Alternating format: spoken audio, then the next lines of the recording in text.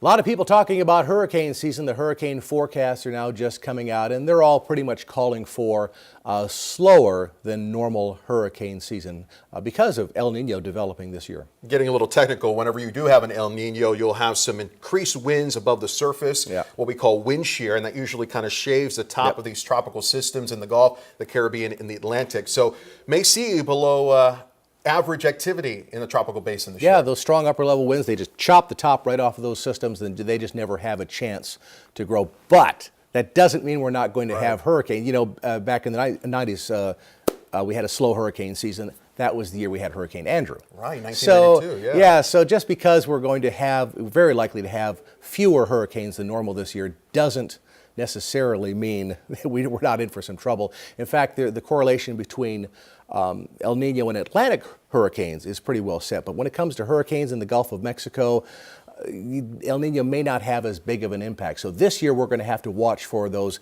homegrown storms right in the Gulf of Mexico. And those are the most dangerous because you don't have a lot of time to prepare before they hit the coast. So I think storms that develop in the Gulf will be grabbing our attention this year. Based on the saturated soil we have now, from now the wettest May on record here in Austin, how concerned are you of tropical activity even as we go towards July, August, even into September for additional flash flooding? Well, anytime you get a tropical system, you have to be concerned about flooding. And you know, it's not necessarily the hurricanes that do it because the hurricanes come through here pretty fast. Don't typically dump a lot of rain, historically speaking.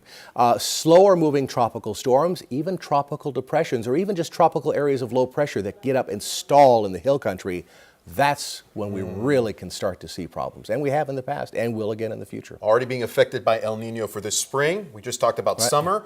Fall El Ninos, that can be a big issue around here too. Yeah, you know, basically my thought is here that we'll continue with a wet weather pattern. We'll get occasional breaks through mid-June.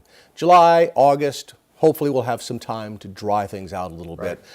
And then as we get into the heart of hurricane season, even though we may not see as many hurricanes, we'll have to be very careful of systems from the Gulf of Mexico working their way up into Texas, perhaps stalling and dumping some heavy rain. So we won't have a lot of extra capacity in the lake now that thankfully Lake Travis is filling up. I'll put you on the spot. Are we going to fill up Lake Travis by the end of the year?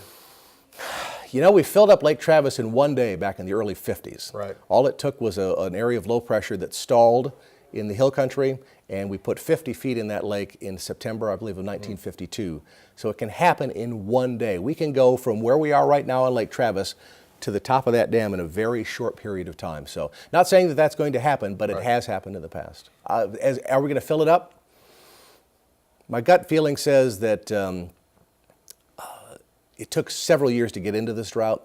It may take us a little longer to get out of it, barring some sort of major weather system. But we're on the right track, and if we can just spread out the rain. Now if we can get some water up into Lake Buchanan, we'll be a lot better, because that's still hurting. Travis is doing much better, well over 65% full, but now we need to get that water farther upstream. We're going to take you through the timeline, how it all happened, starting Saturday night into Sunday, and then round 2 on Monday in our next video here on the KVUE Insider.